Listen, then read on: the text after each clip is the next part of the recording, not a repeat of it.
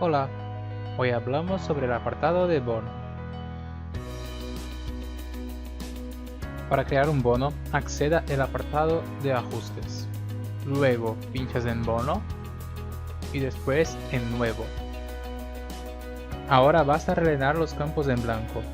Primero, el nombre del bono, el precio que será vendido, el tiempo que se podrá usar el bono, por ejemplo 60 días, la cantidad de sesiones vendidas, como por ejemplo 5, la categoría, que puede ser masaje,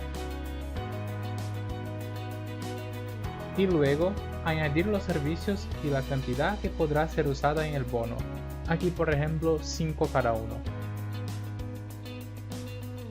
Los servicios son relacionados con la categoría, por ejemplo, masaje completo y masaje shiatsu. No te olvides de guardar.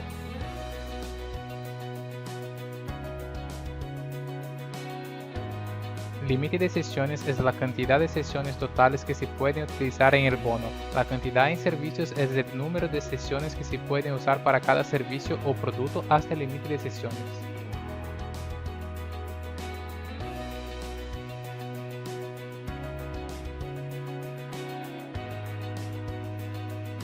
Para venderlo hay que pinchar en Nueva Venta, elegir el cliente que quiere comprar el bono, pinchar sobre bono y buscarlo en el campo de búsqueda. Por fin, elegir la opción de pago.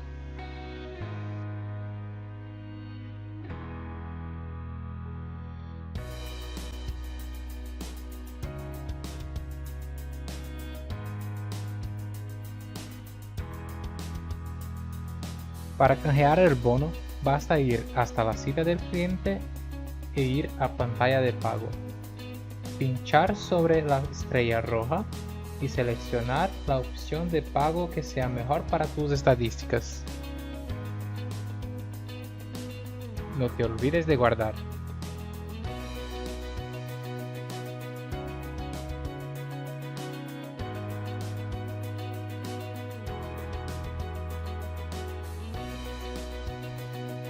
Busque por tu cliente y acceda a su ficha. Después, pinche sobre bono y por fin ver sesiones. El programa por fin te enseñará la cantidad de sesiones restantes.